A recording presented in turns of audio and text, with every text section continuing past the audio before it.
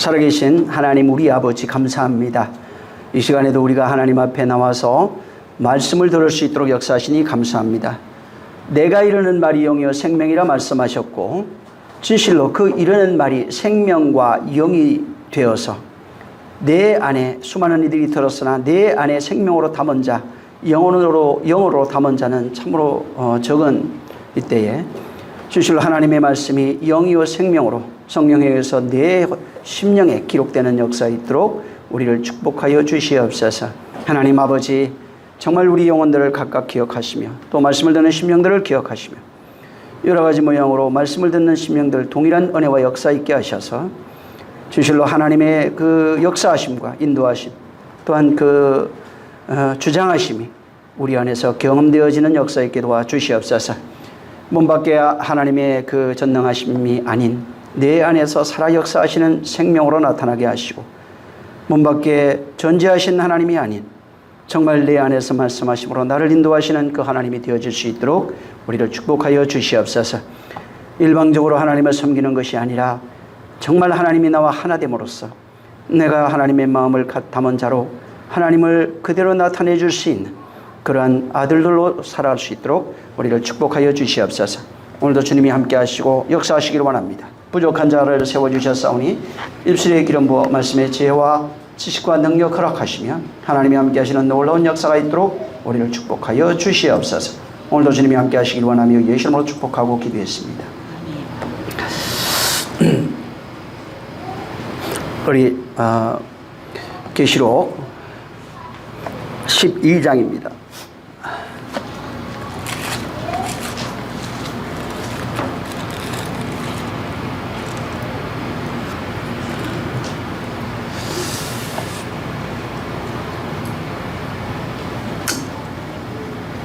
칠 절부터 끝절까지 읽습니다. 동일하게. 자, 시작. 하늘에 전쟁이 있으니 미가엘과 그의 사자들이 용으로 더불어 싸울세 용과 그의 사자들도 싸우나 이기지 못하여 다시 하늘에서 저희 있을 곳을 얻지 못한지라. 큰 용이 내어 쫓기니 이에 뱀 곧 마귀라고도 하고 사단이라고도 하는 온 천하를 꿰는 자라. 땅으로 내어 쫓기니 그의 사자들도 저와 함께 내어 쫓기니라. 내가 또 들으니 하늘에 큰 음성이 있어 가로되 이제 우리 하나님의 구원과 능력과 나라와 또 그의 그리스도의 권세가 이루었으니 우리 형제들을 잠수하던 자 곧 우리 하나님 앞에서 밤낮 잠수하던 자가 쫓겨났고 또 여러 형제가 어린 양의 피와 자기의 증거하는 말을 인하여 저를 이기었으니 그들을 죽기까지 자기의 생명을 아끼지 아니하였도다. 그러므로 하늘과 그 가운데 거하는 자들은 즐거워하라. 그러나 땅과 바다는 화 있을진저 이는 마음을 자기 때가 얼마나 된 줄을 알므로 크게 분내어 저에게 내려갔습니다 하더라. 용이 자기 땅으로 내어 쫓긴 것을 보고 남자들을 낳은 여자를 핍박하는지라. 그 여자가 큰 독수리의 두 날개를 받아 광야 자기 곳으로 날아가 거기서 큰 뱀의 낯을 피하여 한 때와 두 때와 반 때를 양육받으매 여자의 뒤에서 뱀이 그 입으로 물을 강같이 토하여 여자를 물에 떠내려가게 하려 하되 땅이 여자를 도와 그 입을 벌려 용의 입에서 토한 강물을 삼키니 용이 여자에게 분노하여 돌아가서 그 여자의 남은 자손 곧 하나님의 계명을 지키며 예수의 증거를 가진 자들을 더불어 싸우려고 바다 모래 위에 섰더라.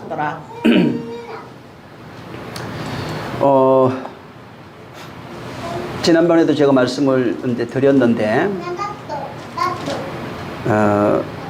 구약에는 보면은 거의 하늘이라고 하는 단어가 쌍수로 이제 사용되어지고 있고 신약에 와서는 거의 이제 단수로 쓰여질 때가 많습니다.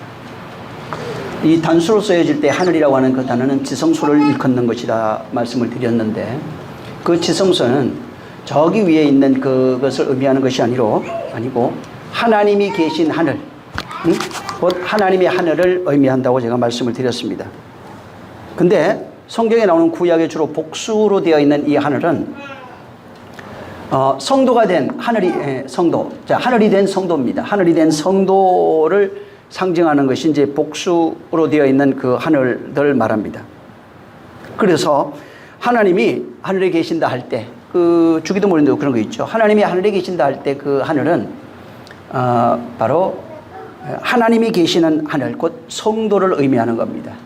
거기에 하나님이 함께 계시고 거기에 바로 그가 말씀하시는 그 하늘을 의미합니다. 그래서 지성소에 하나님이 계신다 할 때 그 지성소가 바로 하나님이 계시는 그 하늘, 성도 하늘을 말하는 겁니다.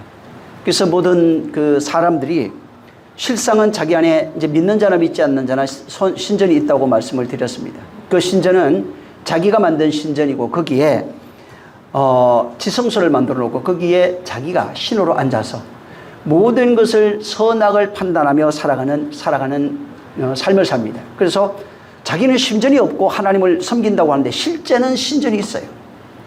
가장 견고한 신전을 가지고 있는 자들이 사실은 지도자들이라고 하는 자들입니다. 목사도 예외가 없어요. 자기 성경을 가지고 성경을 이해하는, 자기가 이해하는 그 방식, 그것을 가지고 자기 안에 견고한 진, 곧 여리고성을 세워놨어요. 그게 신전이에요. 그리고 그것을 가지고 하나님 말씀이라, 왜 성경을 가지고 있으니까 말씀이죠. 말씀이라 하면서 그것을 가지고 하나님을 논합니다. 또 사람들을 논하게 돼 있어요. 그리고 선악을 판단하는 자리에 앉아 있는 겁니다. 이게 이 인간이 가지고 있는 신전이에요. 근데 문제는 가장 중요한 게 뭐냐면 그 자리, 신전을 누가 차지하느냐 하는 거예요. 그 지성소를 누가 차지하느냐 하는 겁니다. 하나님이 차지하는 그 전쟁이 하늘의 전쟁입니다. 지금 그 신전의 주인은 바로 나라고 하는 자아가, 나 곧 자신, 자아라고 하는 존재가 신전의 주인으로, 신으로 자리 잡고 있습니다. 근데 하나님이 진격해 들어온 곳이 어디냐면 이 땅이라고 되어 있는데 이 땅이 바로 우리 혼입니다. 자아예요. 거기에 진격해 들어와서 말씀이 어디로, 귀로 듣고 마음으로 믿어 의에 이른다고 그랬잖아요. 그거예요. 하나님의 말씀이 귀를 들려서 마음으로 믿고 의에 이르게 되는 겁니다. 이게 그러니까 내가 만든 그 신전에 하나님의 말씀이 진격해 들어오는 내용입니다. 지난 시간에 미가엘에 대한 얘기를 말씀을 드렸습니다. 여기도 지금 미가엘이 용과 싸운다 이제 이렇게 돼 있고 미가엘이라고 하는 그 자체가 어떤 의미인지, 그 미가엘 이름 자체는 하나님이 누구인가 하는 내용이에요. 다니엘서 10장 13절부터 쭉 읽어보면 거기에도 이제 미가엘이 와서 도와주는 그런 내용도 있고 12장 1절에도 같은 그런 내용을 쓰고 있는 겁니다. 그래서 이 미가엘이라고 하는 것은 그냥 우리가 보통은 전쟁을 하는 사자죠. 가브리엘이라고 하는 건 소식을 전하는 존재, 이런 그 존재입니다. 그래서 미가엘이라고 하는 것도 마찬가지인데 미가엘이라고 하는 그 단어가 그 히브리에서 히브리어로 이렇게 보면 보통 천사를 이제 말라크 이렇게 얘기했는데 이게 신약에 이제 왜 앙겔로스라고 제가 말씀을 드렸습니다. 근데 미가엘이라고 하는 게 그 히브리 문헌들 이런 데 보면은 거의 대부분이 미가엘을 멜기세덱이라고 하는 단어로 써놨어요. 멜기세덱이라고 하는 그런 그 용어로 이제 바꿔서 이렇게 써놓은 게 굉장히 많습니다. 멜기세덱은 이미 창세기 14장에 이제 나와 있고 시편 110편에도 이제 나와 있고 이것을 바울도 이미 설명한 내용입니다. 그래서 멜기세덱은 예수 그리스도를 상징한다고 하는 이야기는 이미 우리가 잘 알고 있는 이야기인데 히브리서 7장 3절에도 그는 누구냐면 아버지도 없고 어머니도 없고 생명도 없고 생명의 끝도 없고 시작과 끝을 모른다고 그랬어요. 그래서 그가 상징하는 것은 하나님의 아들이라 곧 그리스도를 상징한다고 이제 얘기를 하는 겁니다. 그래서 이 멜기세덱 곧 미가엘인데 이게 미가엘도 다른 게 상징하는 것이 아니라 미가엘을 멜기세덱으로 많이 썼다고 그랬잖아요. 그러면 멜기세덱이 의미하는 것은 그리스도를 상징한다는 겁니다. 그럼 멜기세덱과 미가엘을 같이 쓰는 미가엘을 멜기세덱으로 문학에 이런 게 많이 써놨는데 그러면 결국은 미가엘도 뭘 얘기를 하냐면 그리스도를 상징하는 거예요. 그래서 그리스도가 전쟁하는 얘기입니다. 보통 여호와의 전쟁이라고 그러죠. 그게 하나님의 전쟁이라고 그럽니다. 그 여호와의 전쟁, 그 전쟁, 미가엘의 전쟁이 뭐예요? 바사국군을 쳐부시는 얘기입니다. 사단의 왕국을 쳐부시는 얘기예요. 그 나라를 무너뜨리는 얘기입니다. 그래서 이 그리스도로 상징되어 있는 미가엘 혹은 멜기세덱이었는데 멜기세덱 미가엘인데 이 미가엘이 결국은 그리스도로 상징되어져 있고 그 미가엘이 상징하는 것은 그리스도라고 그러죠. 그리스도를 상징하고 미가엘이 뭘 하냐면 바사국군을 쳐부수는 전쟁의 영입니다. 그리스도가 전쟁하는 존재예요. 그는 사단의 나라를 침공하시는 분이에요. 사단의 나라가 뭐라고 그랬어요? 결국은 뭐냐면은 사단 마귀로 지칭되어 있는 그 내용, 하나님을 대적하는 자, 하나님을 대적하는 존재라는 얘기입니다. 또 하나님을 이간하는 존재. 그래서 잘 보면은 베드로에게도 그런 얘기를 했지만 네가 사단아 물러가라 말씀하셨던 것처럼 사단과 똑같은 일을 하고 있는 우리의 존재, 그러니까 사단의 모습이나 인간의 모습, 베드로의 모습이 사실은 똑같은 겁니다. 그래서 하나님이 그리스도로 상징되어 있는 구약에는 미가엘로 상징되어 있는 이 천사가 사단의 왕국을 박살내는 것이고 신약에 오면은 그리스도라고 하는 하나님의 그리스도죠. 그리스도 꼭 주 기름을 부음 받은 자 그가 사단의 나라를 공격하는 모습으로 그렇게 묘사되어 있는 겁니다. 그래서 이게 그 천사도 마찬가지인데 이 천사도 하나님의 말씀의 현현이에요. 그리스도라고 할 때도 마찬가지입니다. 하나님의 말씀의 현현이에요. 근데 이 신약이나 구약이나 하나님 말씀의 현현에 나타나는 현상이 뭐냐면 전쟁이에요. 그 말씀이 나타날 때 반드시 전쟁이 일어나요. 말씀에 의해서 뭔가 파괴돼요. 뭔가 다시 세워져요. 첫 번째 일어나는 것이 바로 전쟁으로 모사되어 있고 전쟁을 겪고 나면 다시 회복되는 것이 나와요. 그래서 구약에 이스라엘 사람들이 이방 나라에 의해서 많은 전쟁을 겪는데 그 모습이 뭐예요? 먼저 전쟁이 일어납니다. 그 전에 전쟁 전에 하는 일이 하나 있어요. 그게 뭐냐면 범죄하고 있는 이스라엘이에요. 범죄하고 있는 나라들이에요. 범죄하고 있는 이 땅이에요. 다 그 같은 거예요. 범죄하고 있는 사람들이에요. 그리고 거기에 하나님의 전쟁이 일어나는데 모형이 이방 나라, 바로 블레셋 많이 있습니다. 이런 나라를 들어다가 그 범죄한 하나님의 원수로 살아가고 있는 이스라엘을 징벌하는 내용입니다.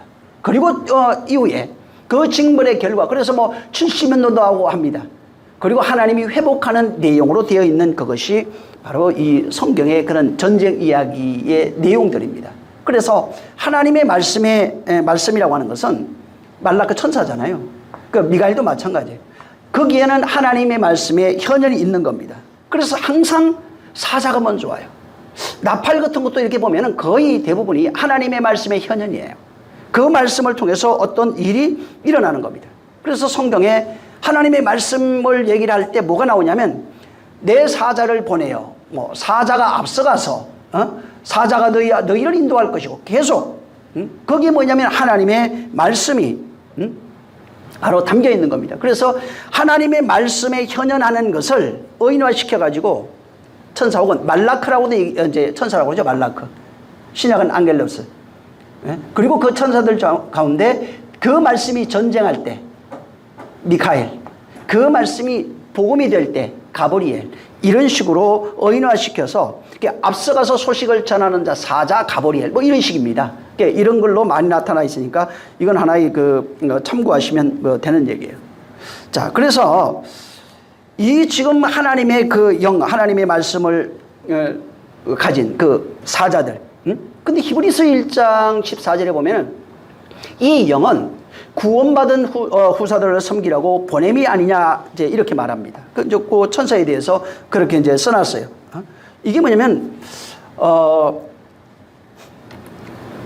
우리가 하나님을 섬겨서 뭘 하고 이런 의미가 아니고 거기에 그 천사들이 와서 섬겨요. 구원받은 후사들을 섬긴대요. 그 천사들 속에는 하나님의 말씀이 있어요. 거기에는 사자들이에요. 그 말씀의 현현이 오는 겁니다. 현현이 나타나는 거예요. 그래서 하나님의 아들을, 그 천사가 하나님의 아들을 만났을 때 말씀의 현현이에요. 아들을 만났을 때 말씀으로 아들을 섬기는 내용을 그렇게 표현해 놓은 겁니다. 그래서 하나님의 그 영들이 구원받은 후사를 위해서 보내져서 보냄받은 이후에 그 영들로 말미암아 나타난 그 내용이 뭐냐면 그 속에 담겨 있는 현현이라고요. 말씀의 현현을 말하는 겁니다. 그래서 이제 그 구약에 주로 말라크 뭐 천사장 막 이렇게 미가엘, 가브리엘 천사장, 신약이 오면은 뭐 여러 천사장들이 이제 계시록에도 이제 나와 있죠.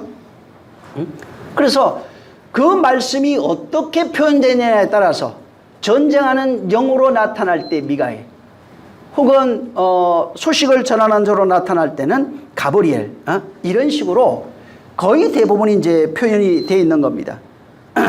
자, 그래서 하나님이 강림할 때, 여러분 그 데살로니가 전서 4장 16절이죠. 여기 보면은 주께서 천사장과 호령과 나팔 소리로 이렇게 이제 되어 있는 것이 있어요. 친히 하늘로부터 강림하신대요. 그러니까 이게 하나님이 친히 강림하실 때 나타나는 그런 현상들을 거기 이제 써놨는데, 이거 자체가 하나님의 말씀이 나타날 때 호령도 있고 천사장의 소리에 하나님의 나팔로 강림한다 하는 이 내용이 하나님의 말씀이 현현될 때 나타나는 그런 내용들을 모형으로 해놓고 같은 개념을 써놓은 겁니다. 사람이 살아난다고 그랬잖아요. 하나님의 말씀이. 하나님의 말씀을 들을 때 영이 살아납니다. 자, 영이 살아나는데 말씀을 들을 때 살아난다고 되어 있어요. 그러니까 혼이 죽었는데 어떻게 살아나냐면 하면은 죽은 영이 살아나는 방법이 나사로 있죠. 그 나사로에도 있어요. 거기는 잠든 영이라고 되어 있어요. 잠든 영이 살아나는 방법이 하나님 그리스도의 말씀, 입에서 나오는 말씀이라는 거예요. 그 입에서 나오는 말씀을 들으면은 바로 그 잠든 영이 살아나요. 죽었던 영이 살아나는 것입니다. 그래서 이 영이라고 하는 이것이 하나님의 말씀이, 내가 이르는 말이 영이요 생명이라 이렇게 말씀하셨잖아요. 그래서 그분이 우리에게 이르는 말이 영이요 생명인데, 이게 좀 여기서 오해하는 게 있어요. 그게 뭐냐면은, 자, 예수님이 지금 뭐래요? 나는 아버지로부터 왔고 아버지가 하라 하는 말을 해요. 그래서 내가 이런 말이 진리다, 영이요 생명이라고 그래요. 잘 보세요. 내가 이런 말이 영이요 생명이라네요. 이거를 외우란 얘기가 아니에요. 자, 생명이잖아요. 자, 내가 이런 말이 생명, 요게 생명인데, 자, 요게 갑니다. 이렇게 가가지고 어떤 사람 속에 역사하면, 그 안에서 현현하면 생명이 되는 거예요. 그냥. 응? 이걸 구절을 외우란 얘기가 아니라 예수님이 내가 이러는 말이 생명이에요. 이걸 받아 먹으래요. 먹으면 네 안에 생명이 된대요. 내가 이러는 말이 영이래요. 잠들어 있어요. 죽었어요. 이 영을 가지면 살아난대요. 이걸 외우는 것이 아니고 내가 이런 받아 먹으래요. 내가 하늘에서 온 떡이요 생명이래요. 살이래요. 음료래요. 그걸 받아 먹으래요. 받아 먹는 내용을 6장 63절에 말이라고 얘기해놨어요. 영이요 생명, 내가 너에게 이르는 말이라고 얘기했어요. 그걸 근데 제자들이 63절 이하로 쭉 내려가면은 못 알아들어요. 무슨 얘기인지 전혀 그것을 이해할 수 없는 거예요. 자, 그리스도가 자, 내가 이러는 말이 영의 생명입니다. 자, 여기 이제 나가요. 예? 이게 그분의 말씀 원래 로고스예요. 근데 이게 아마르에 가서 나가는데, 그분의 하신 말씀은 아마르예요. 근데 이게 나를 통해서 다바르로 전달이 돼요. 자, 이게 전달이 되는데 그 말씀은 문제는 생명이 있다고요. 이게 먹는다는 말이 뭐냐면 그 말이 내 안에 들어와서 레마됐다 이 말이에요. 깨달아진 겁니다. 깨달아져야 돼요. 깨달아져서 자기 안에 새겨져야 생명이 된 겁니다.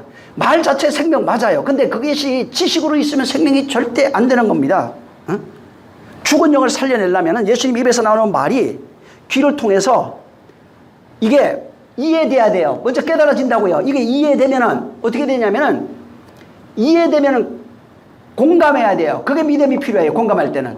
믿음이 없으면 공감이 안 됩니다. 공감, 믿음으로 아멘 해요. 그리고 성령이 그 내용을 우리 안에 기록해야 돼요. 받아들임이라는 게 필요한 거예요. 내 마음속에 받아들여서 완전한 내 것이 되는 것이 성령의 역사예요. 먼저 누가 말할 때 그걸 이해합니다. 근데 거기 이해를 못하면 받아들일 수가 없어요. 예수님 말씀하신다고요. 근데 그걸 이해한다고요. 그걸 깨달았다고 그래요. 그 다음에 그거 영이요 생명이라고 그랬잖아요. 자, 요거를 이해했어요. 그 다음에 내가 믿었어요. 공감한다고요. 인정한다고요. 그리고 난 이후에 그것이 받아들임이 돼야 된다고요. 받아들임은 성령의 역사가 필요한 거예요. 그래서 성령으로 그 내용을 진짜로 제대로 깨닫지 못하면 이해하고 믿음으로 깨달아서 내 안에 기록되어 성령이 기록하잖아요. 그게 안 되면은 지식은 하나님을 하는 게 아니라니까. 제가 사람들 만나면서 답답한 게 그 부분이에요. 지식은 갖고 있어요, 분명히. 근데 뭐가 안 되냐면 그 안에 생명이 없어요. 생명이 없어서 그 속에 사실은 그리스도가 없어요.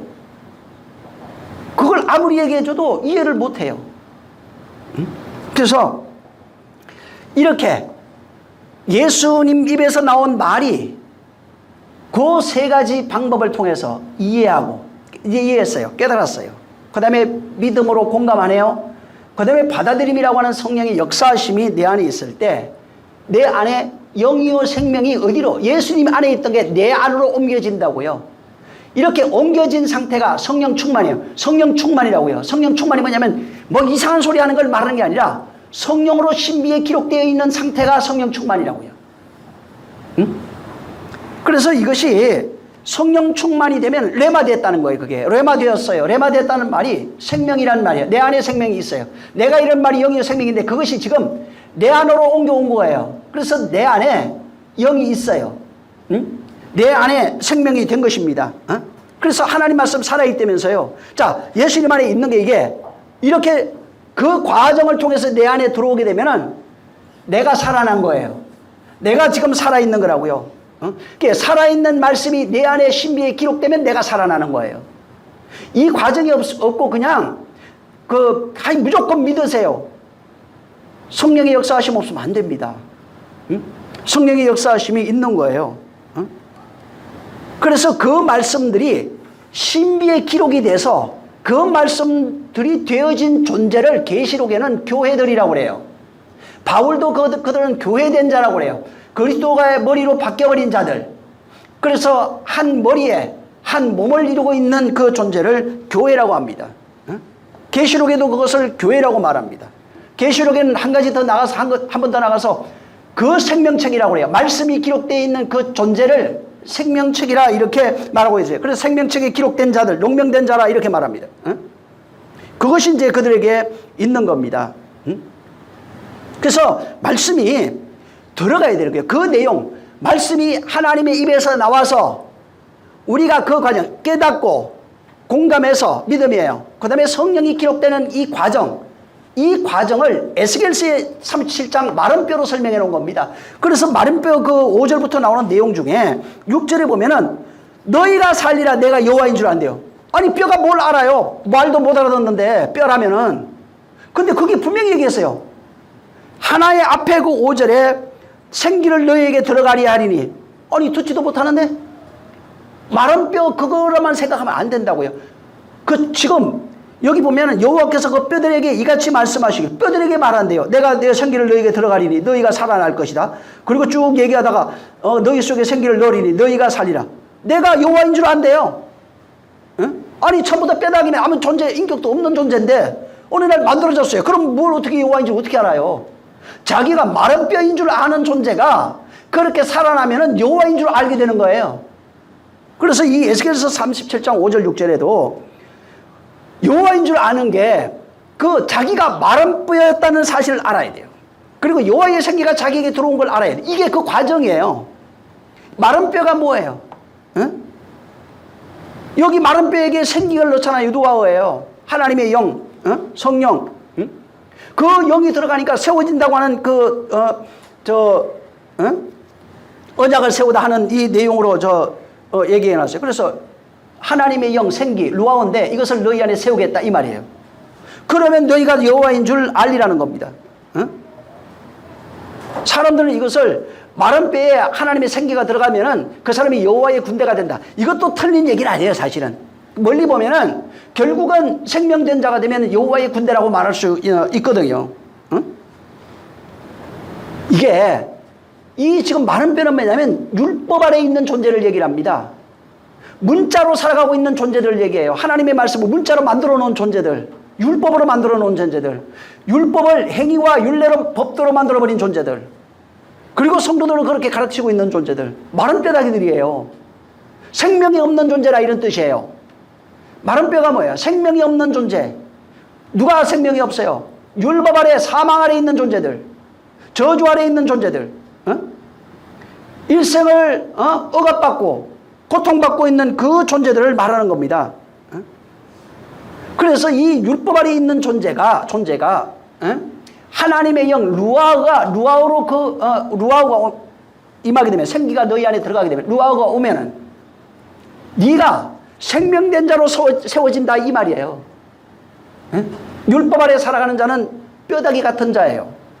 여기에 진짜 영이요 생명의 말씀이 그에게 그 말씀이 그 안에 세워지면, 혼 안에 세워지면 그가 다시 살아나가지고 내가 율법 아래 있어 그걸 알았어요. 그래서 그가 여호와인 줄 알게 되는 거예요. 자기가 세워지지 않는 자는 여호와인 줄 절대 모릅니다. 성경 구절은 외울 수 있어요. 그래서 그 살아난 자들이 그것을 아는 겁니다. 에스겔서 37장 5절 6절에 그래서 마른 뼈가 루아우라고 하는 루아우로 다시 내 안에 세워지는 얘기예요. 생명으로 세워지는 얘기예요. 생명의 그 생명을 영 루아우 이렇게 얘기해놨어요. 율법으로 살아가는 그 존재가 루아우가 임하면, 생명이 임하면, 생기가 오면 이런 거예요. 그게 오면은 이 내용이 어디도 있죠. 창세기 1장에도 나와요. 하나님의 생명이 들어가면 사람이 돼요. 이렇게 그 영으로 세워지는 내용을 말하고 있는 겁니다.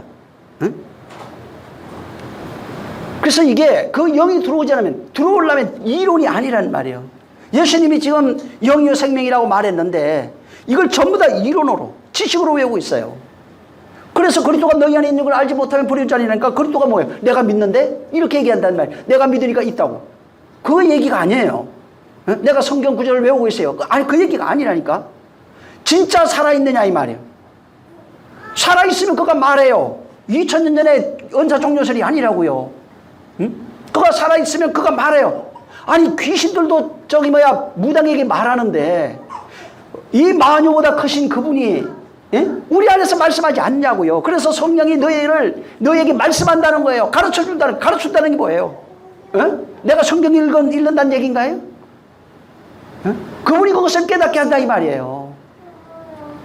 그래서 정말 우리가 그 말씀이 내 안에 세워지는 그 상태, 그 말씀으로 되어지는 상태, 이것이 살아나는 것이고 깨어나는 겁니다.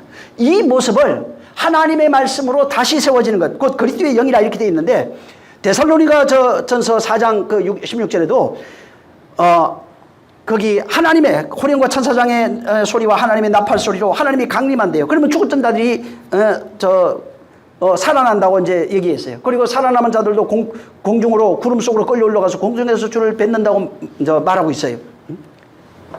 자, 공중에서 뵙는다는 게 하늘이 공중이어야 돼요.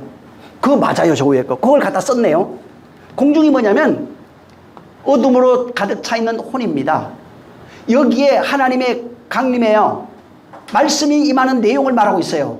거기에 말씀이 임하는 거예요. 그리고 그 말씀이 생기가 들어와서, 아까 그 얘기예요. 에스겔서에 있는 거 30장에 말씀이 들어와서 말씀이 내 안에서 이렇게 세워지는 거를 여기 지금 데살로니가 전서에서는 구름 속으로 끌려온다고 표현해놨어요.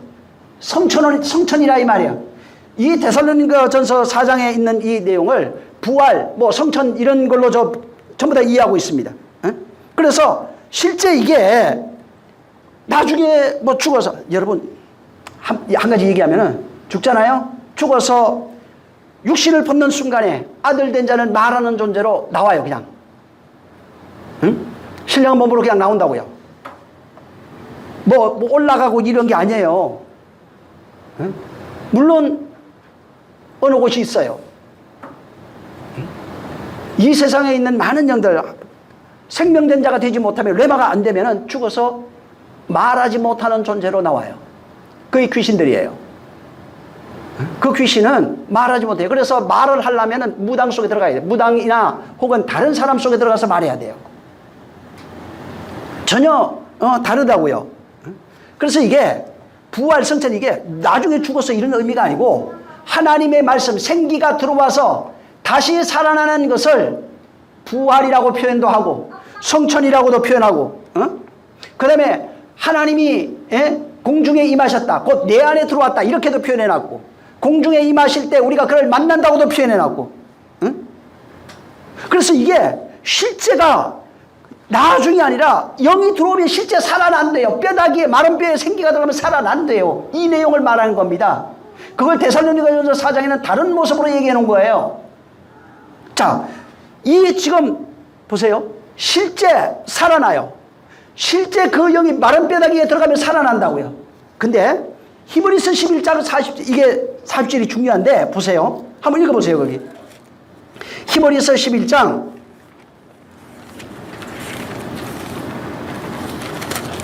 믿음장이죠? 믿음장이에요. 이거 잘 보세요. 오늘 이해할 거예요. 40절 시작.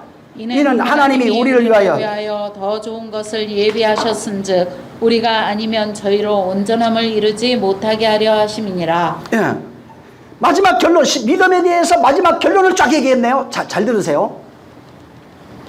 저 에스겔서 얘기했죠. 제가 데살로니가전서 얘기했어요. 마른 뼈다귀 같은 존재에게 하나님의 생기가 들어가면 다시 살아나는 겁니다. 이것을 데살로니가전서에서는 공중에서 주를 배워요. 호령과 천사장의 나팔소리와 함께 거기서 하나님을 뵙는데요. 강림한다네요. 여러분 강림 성경에는 재림이라는 단어가 없어요. 강림밖에 없어요. 강림이에요. 근데 거기가 어디냐면 공중이래요. 자, 예수님이 하늘 가시기 전에 뭐라고 했냐면은 내가 하늘에 가는 것이 너에게 큰 유익이 돼. 지금 옆에 있는 것보다 더 큰 유익이 되는 것은 내가 가면 아버지로부터 성령을 받아서 너에게 보내시겠다고 말합니다. 근데 그때가 되면 뭐를 안 돼요. 그게 뭐냐면 내가 너희 안에 있는 것을 알리라는 거예요. 자, 보세요. 이분이 바로 그 아버지로부터 보혜사가 너에게 임하게 될 것이고 그러면 내가 너희 안에 있대요. 아버지로부터 성령을 받아서 너에게 보내게 될 텐데 그게 보혜사래요. 그러면 그날에 내가 너희 안에 있다네요. 그리스도를 뭐라고 하세요? 생명이래요. 자, 그가 우리 안에 들어와 우리 안에서 성령으로 하나 돼 있으면 생명이에요. 그리스도라고요. 그분이 우리 안에 생명으로 있는 거예요. 자, 근데 여기 지금 히브리서 11장에 뭘 얘기를 하냐면 믿음의 선진들이 그 앞에 보면은 믿음으로 말미암아 증거를 받았는데 39절에 약속을 받지 못했대요. 자, 무슨 얘기냐면 믿음의 증거 그리스도가 오셔서 어떤 일을 할 것인가에 대한 얘기를 했어요. 근데 이것을 약속은 가지고 있는데 믿음은 가지고 있는데 약속이 있어요. 약속이 뭐냐 그것에 실현되는 것이 없는 거예요. 지금 멀리 바라보다가 죽었다고요. 근데 에스겔서에 마른 뼈다귀에 생기를 불어넣는다네요. 공중에 그가 오신다네요. 천사들이 와서 하는들이 그 천사라고 되어 있는 그리스도의 영 이렇게 되어 있죠. 하나님의 말씀으로 세워지는 거라 얘기했죠. 이거 보세요. 이 사람들은 지금 우리가 아니면 그들로 온전하게 될 수가 없어요. 그들은 믿음은 있었는데 증거를 가지고 있었어요. 자, 보세요. 그리스도의 영이 마른 뼈다귀 같은 우리에게 그리스도의 영이 들어와서 우리가 다시 살아나서 내가 여호와인 줄 알리라고 그랬죠. 다시 살아나요. 어디서 만나냐면 공중에서 만나네요. 거기에서 그분이 강림하시고 우리가 거기서 만나요. 그럼 어떻게 되냐면은 에스겔서 얘기하는 것처럼 우리가 다시 살아나는 겁니다.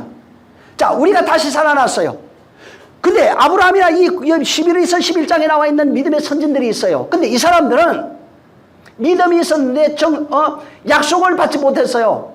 믿음의 정건인데 약속을 이 사람들이 뭐냐면 영이 안 들어온 거예요. 자기 안에 아직 온다고 하는 것은 가지고 있었는데 안 들어온 거예요. 들어와야 살아나는데 근데 무슨 일이 생겼냐면 예수 그리스도 오시고 왔다가 죽고 부활하고 가신 이후에 우리 안에 이 일이 이루어져 버린 거예요. 그래서 우리 안에 그 약속하신 이가 들어와 버렸어요. 우리 안에 그 약속하신 이가 들어와서 우리가 살아난 자가 되어버린 겁니다. 그들이 바라고 있던 믿음이 우리를 통하여 현실이 되어버렸다 이 말이에요. 우리를 통해서 그 약속이 이루어진 겁니다. 그래서 그들이 누구냐면 약속을 보지 못한 믿음의 선진들이 히브리서 11장에 기록되어 있는 거예요. 믿음은 바라는 것, 그래서 쓰는 거예요. 믿음은 바라는 것의 실상이요 보지 못한 것의 증거라 해놓고 그 내용이 뭔 줄 아느냐? 믿음은 바라는 것의 실상인데 그들은 믿음으로 말미암아 증거는 가지고 있었다. 그래서 증거는 있는데 뭐가 안 이루어졌어요? 그 약속이 이루어지지 않은 거예요. 그래서 여기 저 39절에 약속을 받지 못했다고 돼 있어요. 히브리서 11장에 있는 12장 저기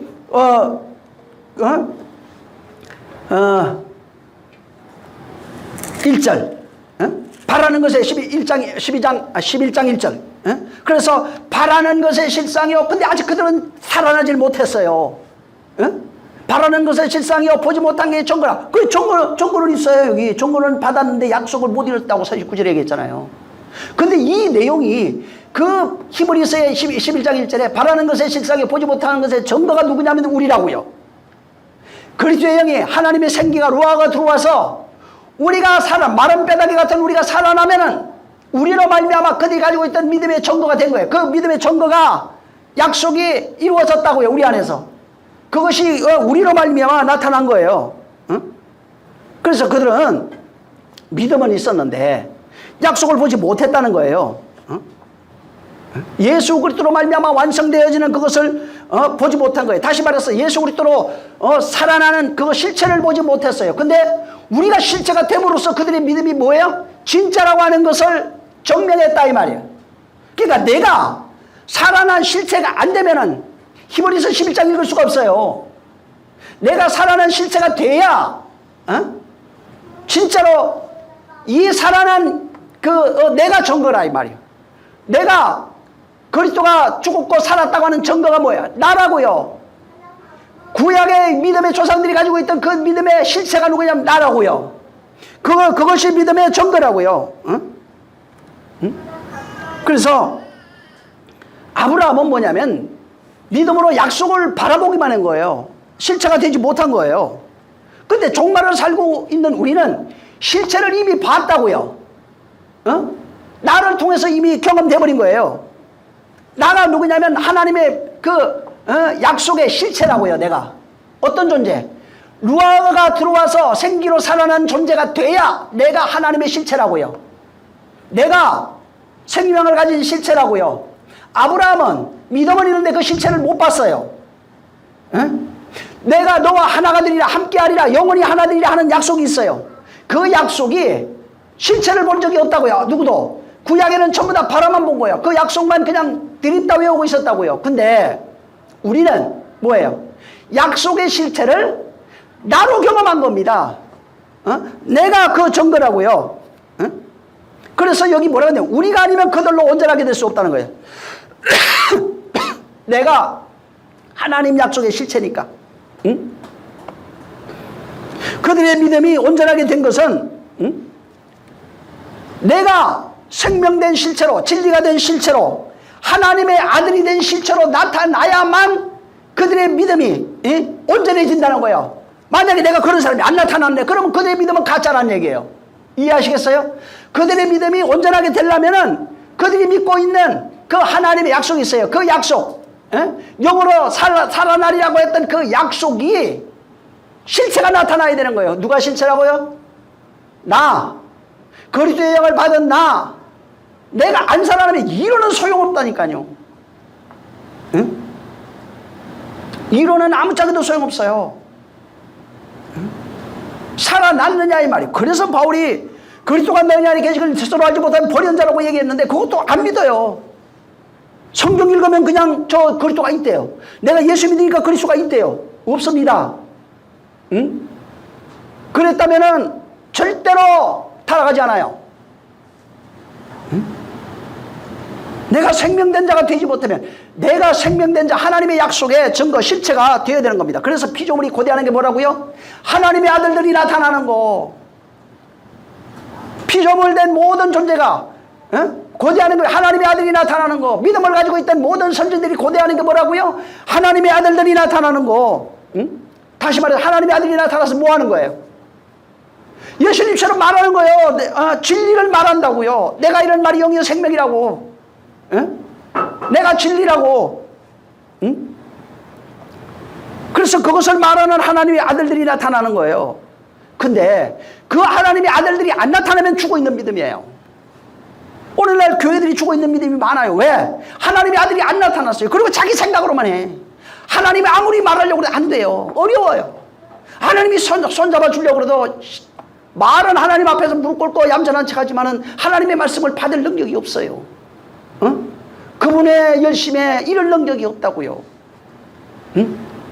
그분이 그렇게 우리를 세우려고 진짜 하나님의 열심을 알면요 정말 눈물 안 날 수가 없어요. 응? 나 자신이 뭐냐? 성경에 말하고 있는 하나님의 아들들이에요. 그게 무슨 얘기냐?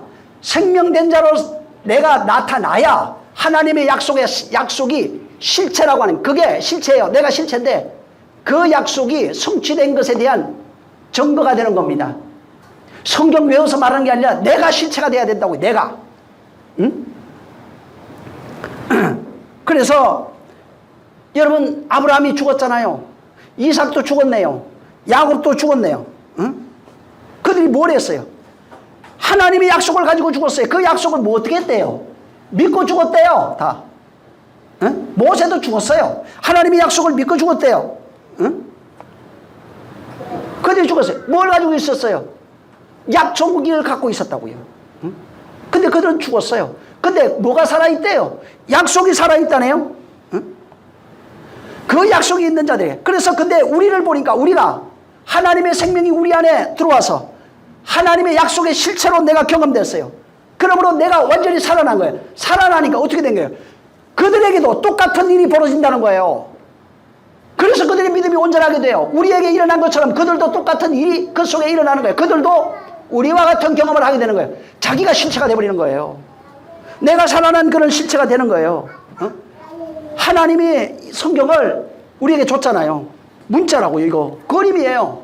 외국 사람도 우리나라 글씨 보면은 저기 도형으로 보여요. 네모, 세모, 뭐 이런 식으로 보인다고. 동그라미. 예? 어떤 저 외국 저 인도나 이런 데 보면 난 지렁이처럼 보이더라고 이게. 글씨 뭐 하나도 못 알아보겠어요. 근데 그 사람들은 그거 잘 알아보잖아요. 응?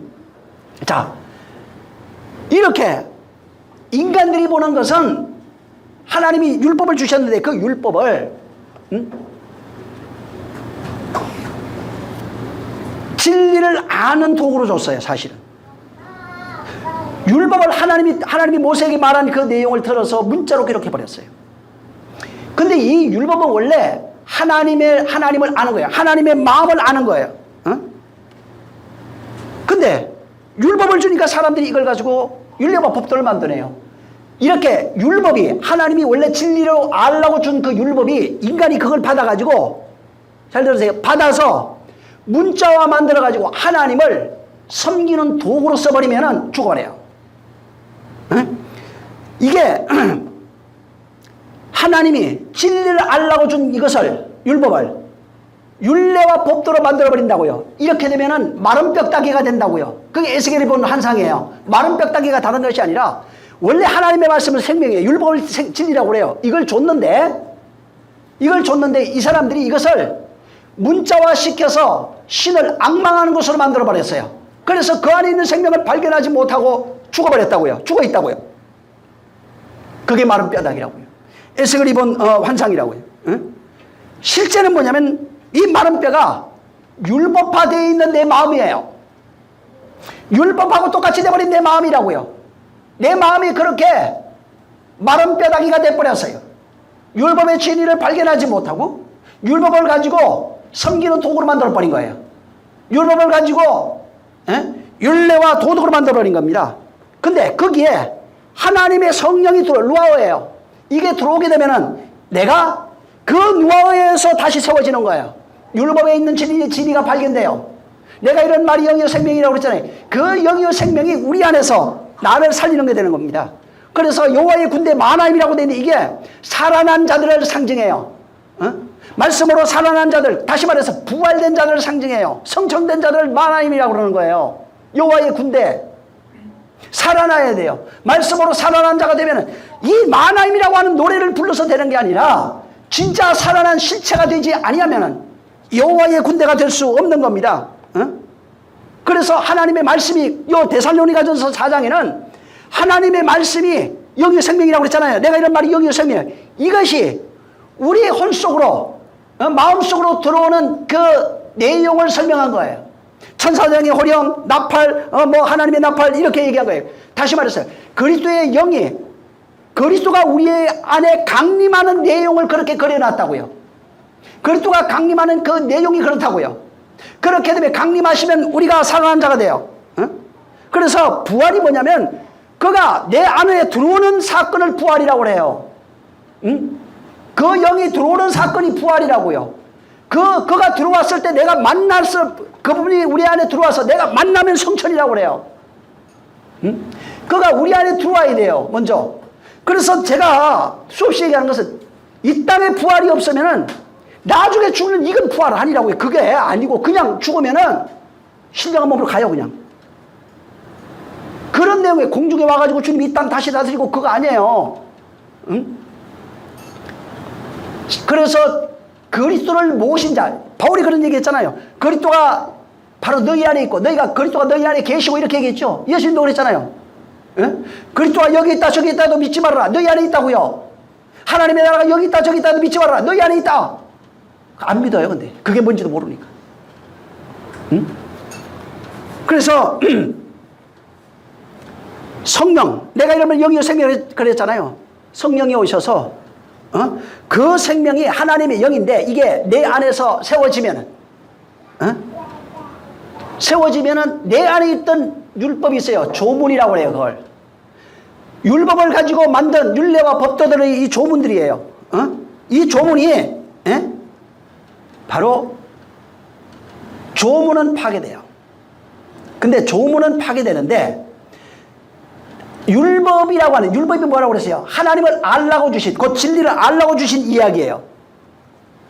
내가 가지고 있는 이 진리가, 아니 율법이, 내가 성경을 통해서 받은 이 율법이, 십계명이 그리스도의 영이 오시면은 이게 생명으로 세워져요. 그 안에 담겨있는 내용이 생명으로 내가 경험된다고요. 그것이 내 안에 있는 겁니다. 그래서 여기 본문에 보면은 이 내용이에요. 지금 하나님의 말씀이 우리 안에 생기를 불어넣는다고 그랬잖아요. 누아를 통해서 생명이 우리에게 들어와요. 그래야 마른 뼈다귀가 살아나요. 그 하나님의 이 생명이, 영이 우리 안에 들어와서 세워지는 과정 속에 있는 내용을 이 본문에 말하고 있어요. 미가엘과 그의 사자들이 영과 싸운다고 이제 그렇게 합니다. 미가엘 아까 얘기했죠. 미가엘이 뭐예요? 미가엘이 멜기세덱 같이 써놨다고요. 그리스도를 상징한다고 그랬잖아요. 그럼 그리스도가 그냥 그리스도 뭐 이걸 외우라는 얘기가 아니에요. 뭐냐면 미가엘, 가브리엘 여기는 뭐가 있냐면 하나님의 말씀의 현현이라고 그랬죠. 근데 여기 미가엘로 해놨어요. 무슨 얘기냐면 하나님의 말씀의 전쟁을 말해요. 하나님의 말씀이 우리 안에 들어올 때 전쟁이 일어난다는 겁니다. 무슨 얘기예요? 말씀의 전쟁이 일어난대요. 그 영이 우리 안에 들어오면 말씀의 전쟁이 일어난대요. 그래서 말씀의 전쟁이 일어나는데 어떻게 일어나냐면 계시록에는 1260일 동안 광야에서 양육받는 얘기로 해놓은 겁니다. 하나님의 말씀이 우리 안에 들어와서 세워지는 시기, 1260일 동안 양육받는다고 얘기한 거예요. 그것이 뭐냐면 그리스도의 전쟁이에요.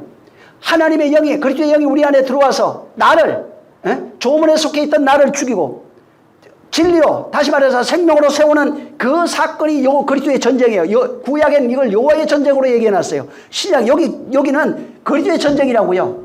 그가 우리 안에 들어오셔서 바로 하나님의 말씀으로 마른 뼈다귀를 살려낸다는 겁니다. 근데 그렇게 죽어있는 상태, 그렇게 율법에 속하여 조문으로, 율례와 법도 조문으로 살아가고 있는 그 존재가 여긴 뭐라고 돼? 용이요, 예뱀이요, 사단이요, 마귀요, 이렇게 얘기해놨어요. 그게 뭐냐면 용으로 살고 있는, 그게 모형이에요. 용으로 살고 있는 나예요. 옛밤으로 살고 있는 나예요. 그게 혼이라고요. 자아예요. 자아가 하나님의 말씀을 거절하고 하나님 반대편에서 사단의 자리에 앉아서 하나님을 대적하는 존재로 있어요. 그런데 그리스도 영이 들어오면은 그 대적하는 사단, 옛뱀, 용이라고 하는 그 존재, 곧 우리 옛사람, 용이에요. 하나님의 말씀이 용과 전쟁한다고요. 뭐를 차지하기 위해서? 마음, 혼을 차지하기 위해서. 그리스도의 영이 와서 옛뱀으로 살고 있는 나를 전쟁한다는 겁니다. 나와. 옛사람과 전쟁하는 얘기예요. 그래서 여기에 이 전쟁, 용과 싸우는 이 내용이 하나의 어떤 비유입니다. 모델이에요. 이걸 모델로 해가지고 하나님이 어떻게 전쟁을 하시고 전쟁을 통해서 어떻게 우리를 세우는지에 대한 내용을 기록해 놓은 겁니다. 그래서 그 내용을 가장 확실하게 자세하게 해놓은 데가 되면 애굽에서 일어나는 전쟁입니다. 애굽에서 일어나는 그 전쟁을 통해서 거기에 속해 있던, 아직 애굽에 있어요. 우리예요, 다. 애굽의 신으로 살고 있는 우리들이에요. 근데 그들이 나오려면 뭐가 필요하대요? 10번째 장자의 죽음이 있어야 된대요. 그래서 그걸 통해서 홍해를 건너가지고 광야로 나오는 내용이에요. 그 다음에 가나안까지 들어가는 내용을 거기 설명해 놓은 겁니다. 뭐가 와야 돼요? 여호와가 말로 모세를 통해서 하니까 전쟁이 일어나요. 바로로 살고 있는 그에게 전쟁이 일어나요. 하나님의 선전포고를 누가 했어요? 모세를 통해서 바로에게 하는 거예요. 바로가 누구예요? 모형이에요. 여러분이라고요. 나라고요. 하나님의 말씀이 거기서 나오라고 선포한 거예요. 선전포고하고 있다고요. 그게 안 나오네. 오늘날 성도들 다 그래요. 지금 일반인들 예수 믿으라고 그러죠. 나오세요 교회. 안 나옵니다. 그러면서 10가지 재앙을, 하나님의 말씀 10계명인데 10가지 계명을 재앙으로 지금 전부 다 받고 있는 거예요. 근데 그들이 나중에 10가지 재앙에서 장자의 죽음이 뭔 줄 알면은, 예수의 죽음이 뭔 줄 알면 나와요. 이거 모르면은 일반 사람들 전부 다 거기서 아홉으로 죽어요. 그래서 구해요. 아홉으로 다 죽는다고요. 아홉으로 죽어서 세상에 존재하는 존재가 돼요. 근데 10번째 장자의 죽음이 내용이 뭔 줄 알면 나올 수 있어요. 그거 없으면 아무도 못 나와요. 그래서 지금 애굽이라고 하는 것은 속박의 땅이에요. 저주의 땅이라고요. 누구를 얘기하느냐? 우리라고 그랬죠. 애굽에 있는 우리라고요. 율법에 속박당하고 있는 우리를 얘기하는 겁니다. 근데 우리를 속박하는 존재가 뭐래요? 애굽으로 얘기할 때는 그게 바로래요. 바로가 이스라엘을 속박한다고 그렇게 해놨어요. 그래서 이스라엘이 뭐냐면 나를 속박하는 존재가 누구인 줄 알아요. 그걸 알아야 돼. 바로가 뭐예요? 율법이에요. 율법의 신이라고요. 옛사람이에요. 그걸 알아야 되는 거예요. 그래서 거기에 속박해서 벗어날 수 있는 방법을 얘기를 해줬어요. 장자가 죽으면 돼. 그러면 광야로 나올 수 있어. 그리고 그 전쟁을 통해서 뭘 한대요? 가나안에 들어갈 수 있는 거야. 그래서 뭐래요? 그 바로의 속박 안에 있는 자를 어떻게 한대요? 모세를 통해서 말을 해요. 하나님의 영이 임하니까 아들이 죽어요. 그 전쟁은 여호와의 전쟁이라고요. 그리고 광야에서 1260일을 양육을 받는 거예요. 그 다음에 어디로 간대요? 가나안. 가나안으로 들어가는 겁니다. 약속의 땅이라고 되어 있잖아요. 가나안의 삶이 뭔지를 얘기를 해줬어요. 이 광야 생활에서 하나님의 말씀을 배우네요. 1260일을 배워요. 어떻게 하는 거예요? 하나님의 말씀을 세우는 일을 하는 거예요. 거기서. 어디서? 광야에서. 그리고 뭐래요? 그 말씀을, 세워진 말씀으로 뭘 한대요? 밖에서는 7 족속으로 되어 있어요. 그 족속을 쳐부시는 거예요. 하나의 예표로 해놓은 겁니다. 그 7 언약을 통해서 이 세상에 7의 신호로 살고 있는 모든 존재가 죽어야 돼요.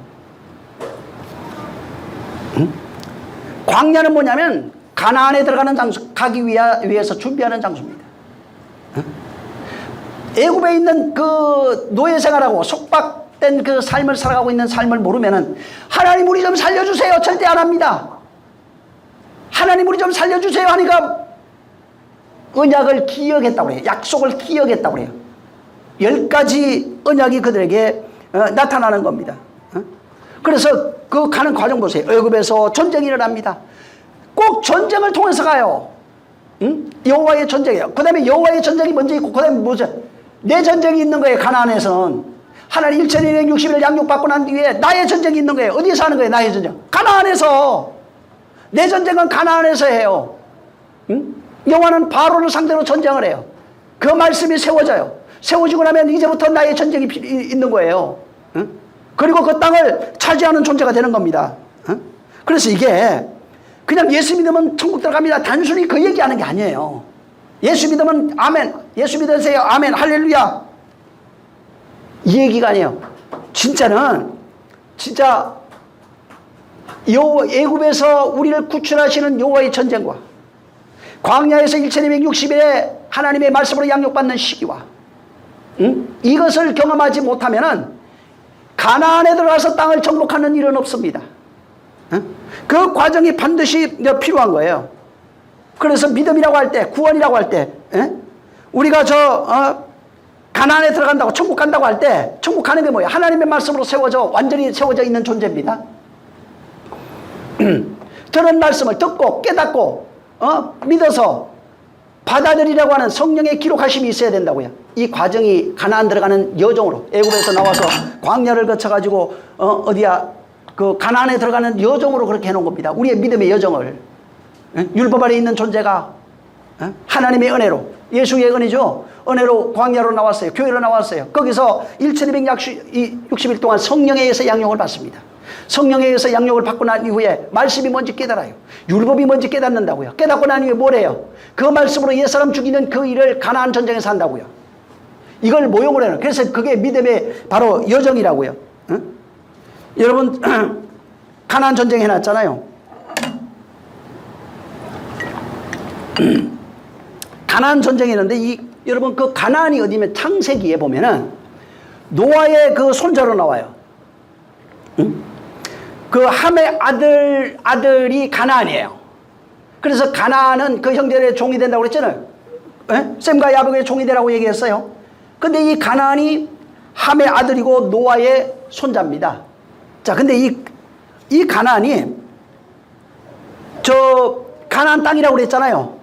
그 가나안 땅이 이 함의 아들 가나안에서 그 손자, 노아의 손자의 이름에서 유래한 게 가나안이에요. 그 가나안하고 똑같은 가나안이에요. 그러니까 함의 아들 가나안의 이름을 따가지고 그 자손들이 거기에 번성을 했어요. 그래서 그 가나안의 이름을 따서 그 가나안이라고 그래요. 근데 이 가나안의 그 어근이 이제 보면은 카나라고 하는 단어인데, 이 카나가 뭐냐면은 무릎 꿇다 이런 뜻이에요. 무릎 꿇다, 겸손하다, 뭐 굴복시키다 이런 뜻이에요. 요 단어들은 카나라고 하는 단어가 쓰여질 때는 어떤 의미가 있냐면 전쟁을 통해서 나라를 굴복시킨다는 의미예요. 그래서 카나인데 이게 가나안의 어근이 이 카나예요. 이 카나는 반드시 전쟁을 통해서만 무릎이 꿇어져요. 가나안은, 그래서 가나안에 뭐가 있었어요? 정복전쟁이 있었잖아요. 왜? 전쟁이 없으면은 땅을 정복할 수가 없는 거예요.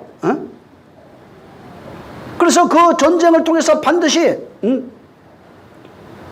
낮아져야 되는 거예요.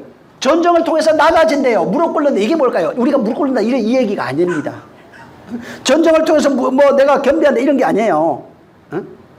여러분 그 신명기 9장에 한번 3절 한번 읽어보세요. 신명기 9장 3절.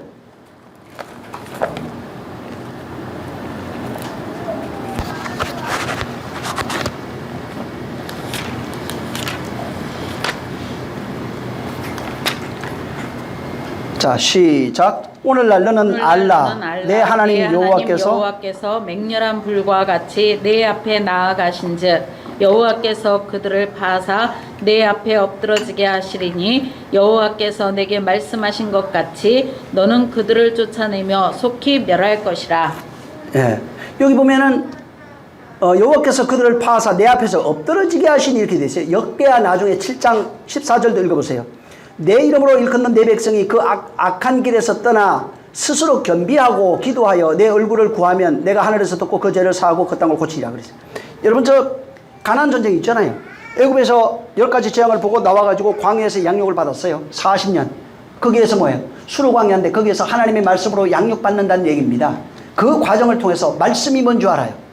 말씀을 배우고 그 다음에 뭘 하냐면 십계명이 먼저 배웠다고 쉽게 말하면. 그 다음에 가나안에 들어갔는데 가나안에 들어가서 정복전쟁을 하는 겁니다. 자, 근데 여기 신명기 9장 3절 역대하 7장 14절에 스스로 겸비하고 이렇게 나와요. 그 다음에 엎드러지게 하시고 이게 나와요. 가나안 전쟁이 뭐예요? 전쟁을 해갖고 땅을 10개를 차지하고 이게 아니라 카나에서 왔다고 그랬잖아요. 가나안 전쟁의 진정한 의미가 뭐냐면 우리를 낮아지게 하는 겁니다. 무릎 꿇게 하는 거예요. 겸비하는 전쟁이라고요. 다시 말해서 그냥 육체로 무릎 꿇는다는 얘기가 아닙니다. 하나님의 말, 옛사람이 죽고 새사람 세워지는 얘기예요. 하나님의 말씀이 세워지는 얘기예요. 그래서 여기 요 카나 여기에 전쟁이 나오는데 거기에 바로 맴이라고 하는데 이 맴이 뭐냐면 물이란 뜻이잖아요. 근데 이 카나는 맴이란 단어가 없어요. 응? 여기 그래서 이게 왜 없냐면은 카나는 공간적 어떤 개념으로 쓰는 게 아니에요. 공간적인 개념으로 쓰는 게 아니라 공간은 이게 땅 보이는 거잖아요. 물리적 개념을 말하는 게 아니에요.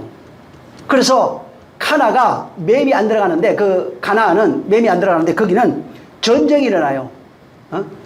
그래서 이게 보이는 물리적인 땅에서 전쟁이 일어나는 내용을 가져다가 우리에게 말하고 있는데 거기에 물리적인 보이는 땅을 말하고 싶은 것이 아니라 내 안의 상태를 말하고 있는 거예요. 가나안은 그 7 족속 나오잖아요. 그 7 족속의 상태가 내 혼의 상태예요. 신으로 살아가고 있는 내 혼의 상태를 말하고 있어요. 그래서 거기에 전쟁이 일어난대요. 어떤 전쟁이냐면 말씀으로 세워진 자들과 그리스도의 영이에요. 그게 사실은 그 영이 쳐들어와서 전쟁이 일어나가지고 가나안으로 살고 있는 나를 정복하는 내용이 바로 그거예요.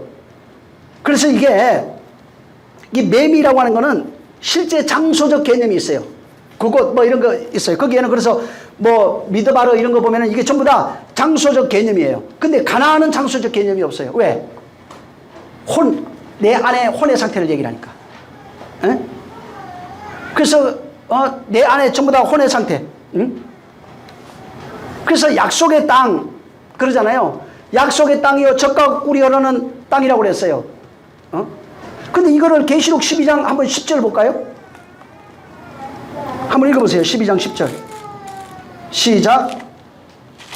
계시록 자 시작.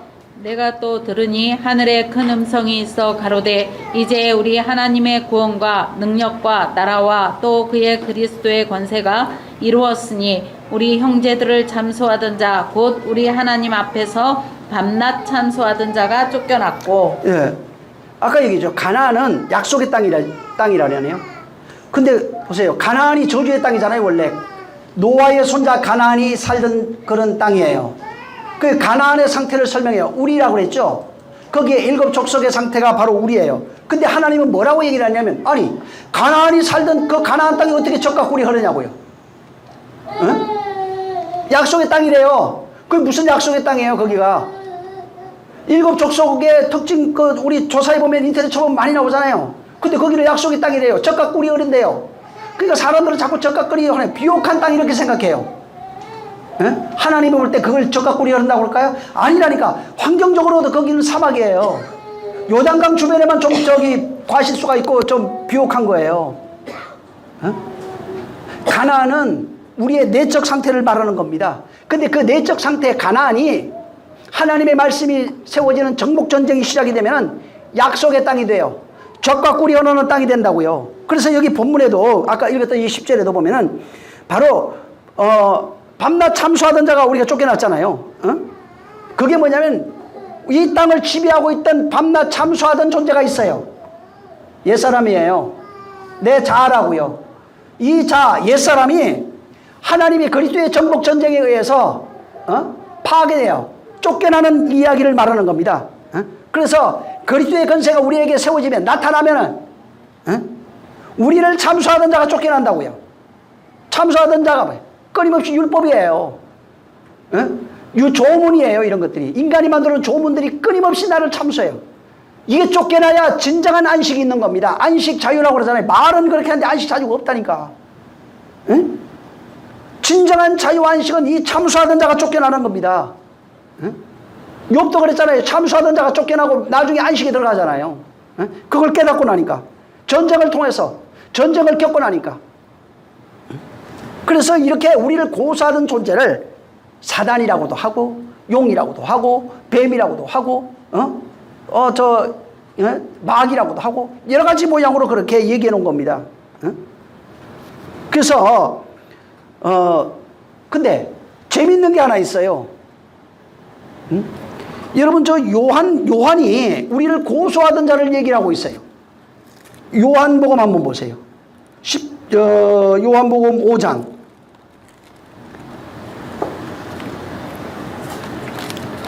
우리를 고소하던 자가 있어요. 욥기에는 사단이 나와요. 요한은 뭐라고 얘기를 하냐면, 자, 45절 한번 읽어보세요. 자, 시작. 내가 너희를 아버지께 고소할까 생각지 말라. 너희를 고소하는 이가 있으니 곧 너희의 바라는 자 모세이니라. 네, 보세요. 여기는 모세래요. 그럼 만약에 이걸로 인지를 하면은 거기도 그럼 참소하던 자가 저기 모세가 될 거 아니에요. 근데 모세 하나님의 사람이네요. 응? 이게 뭐냐면 모세가 사단의 역할을 한다는 얘기예요.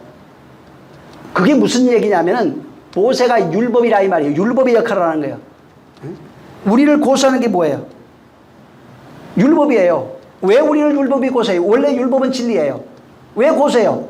내가 하나님이 주신 율법을 문자로 만들어서 그렇다고요. 율법은 원래 생명인데 그 안에 진리가 담겨 있다고요. 근데 이것을 내가 문자로 만들어버린 거예요. 조문으로 만들었다고요. 섬기는 걸로 만들어놨어요. 그러니까 그게 조문이 되니까 계속 나를 고소하는 거예요. 원래 율법은 진리를 알라고 줬어요. 근데 이게 인간이 그걸 받으니까 하나님이 십계명 주니까 이걸 가지고 법제화 시켜버린 거예요. 조문을 만들었다고요. 응? 율법을 조문으로 만들어버린 거예요. 조문으로 만드니까 뭐래요? 이거 하지마 저거 하지마 뭐해 끊임없이 참소하는 자가 되는 거예요. 그래서 모세가 고소한다고 그런 거예요. 다른 말로 율법이 고소하는 거예요. 그걸 사단이 고소한다고 얘기했어요. 응? 그게 공중권세 잡은 자라고도 얘기했어요. 공중에 우리 마음을 잡고 있는 게 공중권세 잡은 자예요. 응? 내가 만들어 놓은 그런 율법이. 응? 그래서 하나님이 공중에 들어온다는 얘기가 뭐냐면 그 공중에 장악하고 있는 그 조문들이 있어요. 응? 율법의 조문들이 있다고요. 여기를 하늘이라고 그래요. 공중을. 거기에서 전쟁이 일어난다고요. 그래서 몸 밖에 그리스도의 전쟁은 뭐냐면 몸 밖에서 일어나는 게 아니고 그 모형으로 보여준 것이고 실제는 우리 안에서 그런 전쟁이 일어난다는 겁니다. 그리고 하나님이 그 전쟁을 통해서 우리의 영혼을 장악한다는 거예요. 곧 다시 말하면 말씀 전쟁이 어디서 일어나냐면 내 안에서 일어난다고요. 하나님의 말씀 전쟁이 내 안에서 일어나서 뭐가 안 돼요? 내가 그리스도의 영으로 세워진다 이 말이에요. 그 말씀 전쟁이 없으면 내가 그리스도의 영으로 세워질 수가 없는 거예요. 그래서 자 보세요. 평생 내가 신앙생활하면서 혹은 내가 살아가면서 나를 고소하는 자가 누구야? 너 죄 졌잖아. 너 죄 졌잖아. 너 죄 졌잖아. 너 이렇게 했잖아. 뭐예요? 그게 모세라고요. 그게 율법이라고요. 그게 율법의 조문이라고요. 이것이 그리스도의 영이 세워지면 내가 율법의 내용을 깨달아서 진리가 되면은 뭐예요? 고소하던 자가 쫓겨나는 거예요. 고소하던 자가 쫓겨나야 뭐가 돼요? 안식이 되는 거예요.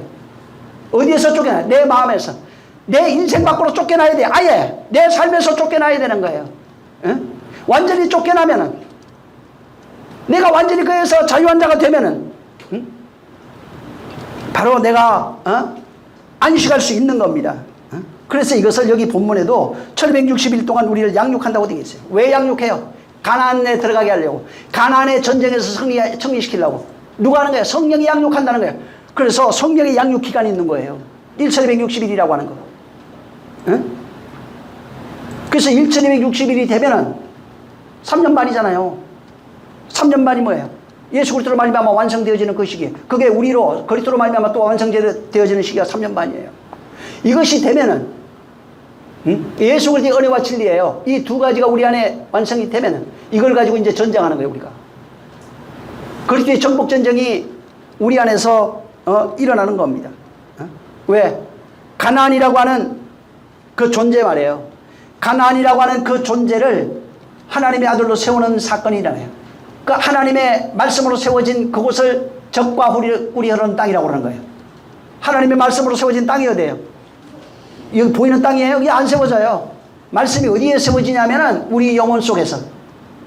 그렇게 영혼 속에 세워져야 적과 꿀이 흐르는 땅이 되고 거기가 약속의 땅이 되는 겁니다. 그래서 이렇게 하나님의 말씀으로 세워지면 어떻게 돼요? 그 말씀으로 세워지면 그 말씀 앞에 엎드러진다고요. 그게 가나예요. 가나안이라고요. 가나안은 말씀 앞에 엎드려지는 것, 스스로 겸비하는 것 이런 뜻이에요. 내가 성령에 의해서 그 말씀이 깨달아져서 말씀으로 세워지면은 가나예요. 가나안이 된다고요. 그 가나안 된 상태를 천국이라고 얘기했어요, 예수님이. 말씀이 세워진 상태가 천국이라고요. 응? 이게 말씀이 안 세워지면은 그 말씀을 듣고 내가 처음에 얘기했죠. 내가 그 말씀을 듣고 깨달아 이해한다고요. 그 다음에 믿음이라고 하는 공감이 필요해요. 공감해서 그것을 내가 받아들여야 돼요. 받아들이고 난 이후에 그것이 마음에 새겨지는 성령의 역사가 필요한 거예요. 이 세 가지가 가나안의 애굽에서 광야로 가나안으로 들어가는 내용이에요. 그래서 그 애굽에 예수의 은혜가 어디 있냐? 애굽에 있어요. 거기서 죽어요. 그리고 그것을 보고 장자의 죽음이 뭔지 알고 나온 사람들이 광야에서 성령에 의해서 1260일을 양육받는 얘기를 구약에서는 40년 하나님의 말씀으로 양육받는 걸로 해놨어요. 그리고 거기에 수르광야라고 울타리를 쳐놓고 거기에서 양육했다고 나와요. 하나님의 성령. 그래서 예수님이 하늘 가시면서 절대로 예루살렘 떠나지 말라고 하시고 아버지의 약속한 성령을 보내줄 거야. 부활하신 이후에 성천하시고 열흘 이후에 바로 성령이 오셨어요. 그리고 성령이 오셔서 그가 내가 한 말을 생각나고 기억나게 하며 가르친다는 거야. 다 가르쳐서 알아요. 이제부터는 그 깨달은 말씀들로 가나안 전쟁이 시작되는 겁니다. 누구를 죽이려고? 율법의 조문으로 살고 있는 나. 응? 그 전쟁. 그래서 그 전쟁을 통해서 누가 쫓겨난대요? 밤낮 참수하던 누가 참수해? 내가 나를 정죄하잖아요 지금. 남이 정죄하는 건 아무것도 아니라고요. 밤낮 정죄하는 뭘로 정죄했어요? 내가 조문으로 알고 있는 것들, 율법을 조문 삼아서 옳고 그름, 빛과 어둠으로 보면서 늘 정죄했다고요. 이게 정죄하는 자요. 밤낮 참수하던 자, 곧 모세가 너희를 고소한다고 그랬잖아요. 모세요, 율법이요, 마귀요, 용이요, 뱀이에요. 그것이 쫓겨난대요. 왜? 쫓겨난대요. 쫓겨날 수가, 그건 사라지는 게 아니거든. 또 실수하면 또 오거든, 유혹하거든. 응? 다만 이기면은 그건 다시는 안 와요. 그래서 다시 안 온다는 얘기가 내가 한번 귀신 쫓아냈으니까 안 온다고. 안 오기 뭐 안 옵니까? 계속 오는데. 그 내용이 아니에요. 내가 가나안 전쟁에서 그 전쟁을 승리했을 때 완전히 쫓아내라고 그랬잖아요. 우리 혼의 상태요. 7 족속이 우리 안에 있다고요. 혼이. 거기서 하나님의 말씀으로 세워져서 그리스도의 곧 구약인 여호와라고 그랬어요. 여호와의 정복 전쟁이 시작되면은, 그리고 그 전쟁, 가나안의 전쟁을 하는 사람을 구약에서는 여호와의 군대라고 얘기를 했고, 신약에는 교회라고 얘기해 놓은 겁니다.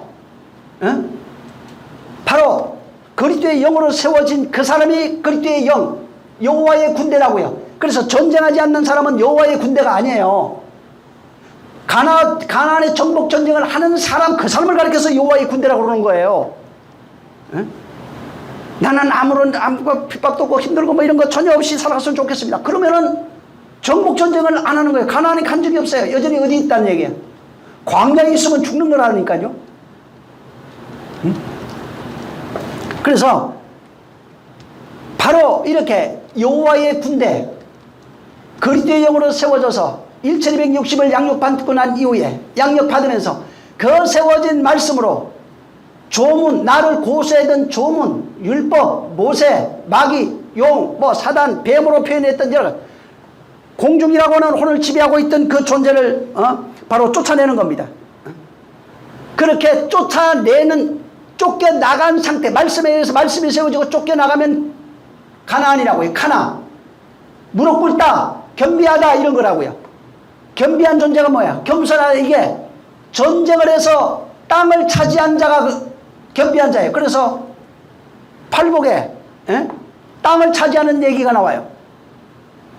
땅은 그냥 주시 없어서 그래 차지한 땅 처리 뭐라고 그러지 요새 밝게 한다고 그러면은 그거 하나님이 준다고 줄 수도 있지. 근데 그 얘기가 아니라고요. 그래서 그리스도라고 하는 그 영, 뼈라고 그랬잖아요. 이게 몸 밖에 있는 게 아닙니다. 절대로. 우리 안에 들어와서 그것이 내 안에 뼈고 뼈에 붙어서 근육으로도 붙고 살로도 붙고 피로도 붙고 이렇게 붙는다고요. 붙어서 살아나야 된다고요. 그건 그리스도의 영이 들어와서 다시 살아나는 개념을 말한 겁니다. 그래서 그 그리스도의 영이 몸 밖에 있으면은 나를 살릴 수가 없어요. 나를 살릴 수 없다고요. 지식으로 배우면 여러분 나를 살리지 못해. 교회 가서 오늘날 지식으로 배워요. 목사도 지식으로 얘기해요. 그렇게 배우면 절대로 안 살아납니다. 그 말씀을 듣고 그리스도의 영이 임해야 돼요.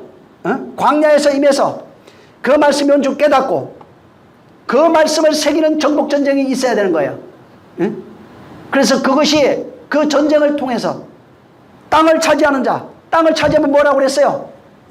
말씀이 차지한 그 땅을 젖과 꿀이 흐르는 땅이라고요.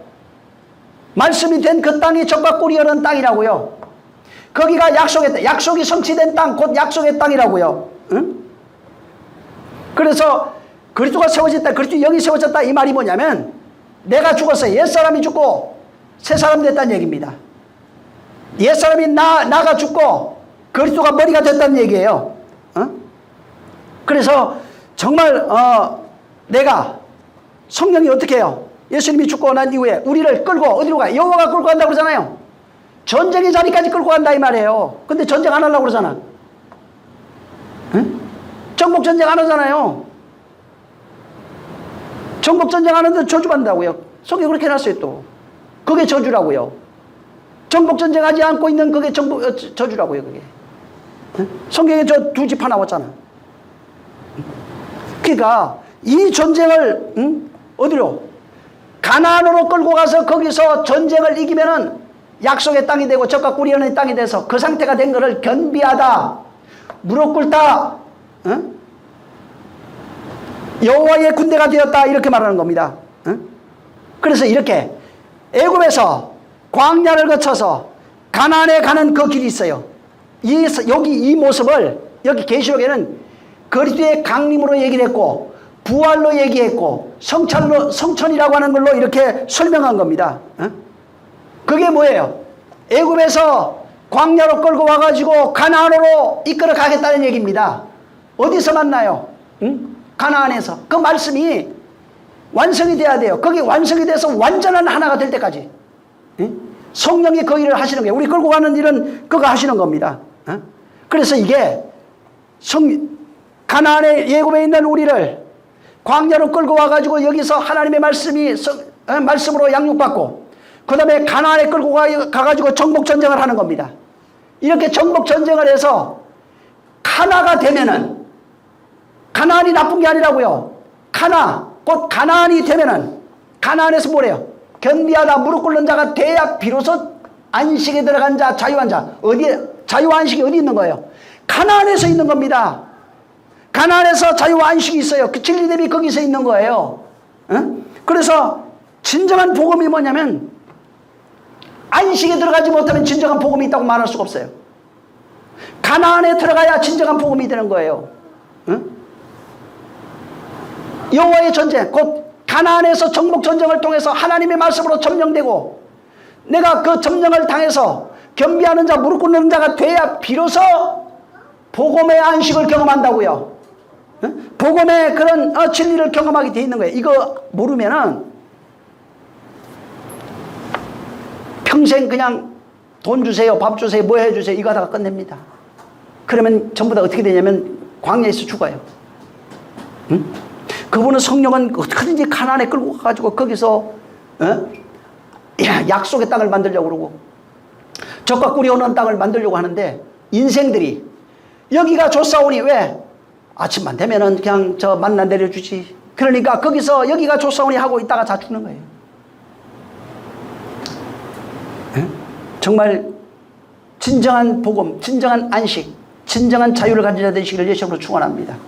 내가 가나안이 돼야 돼요. 가나안. 일곱 족속으로 살던 내가 말씀에 의해서 정복당한 약속의 땅, 안식의 땅, 젖과 꿀이 흐르는 땅이 돼야 됩니다. 그걸 카나라고 해요. 거기서 무릎 꿇음이 있어요. 진정한. 뭐라고 그래요? 내가 여호와인 줄을 알리라. 어디에서? 거기서. 살아난 자가 돼야, 생명된 자가 돼야 여호와인 줄 아는 겁니다. 이와 같은 역사가 여러분에게 충만하시길 예수님으로 축원합니다. 기도하겠습니다. 하나님 아버지 감사합니다. 이 말씀이 저들 영혼에 진정한 복음이 되어 안식과 자유한 자, 진리된 자로서 하나님의 아들로 나타나는 그 복음의 실체가 되어지게 도와주시옵소서. 이 말씀을 깨달을 수 있도록 성령이 저들을 역사하여 주시옵소서. 예수님으로 축복하고 기도했습니다.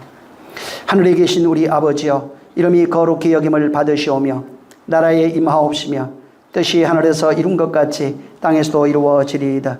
오늘날 우리에게 일용할 양식을 주옵시고 우리가 우리에게 죄진 자를 사하여 준 것 같이 우리의 죄를 사하여 주옵시고 우리를 시험에 들게 하지 마옵시고 다만 악에서 구하옵소서. 나라와 권세와 영광이 아버지께 영원히 있사옵나이다. 아멘. 감사하신 주여, 진실로 정말 오늘 들은 말씀들이 저들에게 생명되게 하셔서 가나안이 약속의 땅 젖과 꿀이라는 땅으로 바뀌어갈 수 있도록 하나님 아버지여 역사하여 주시옵소서. 성령 역사하여 주시옵소서. 우리 모든 영광 하나님께 드리겠습니다. 수고 많이 하셨습니다.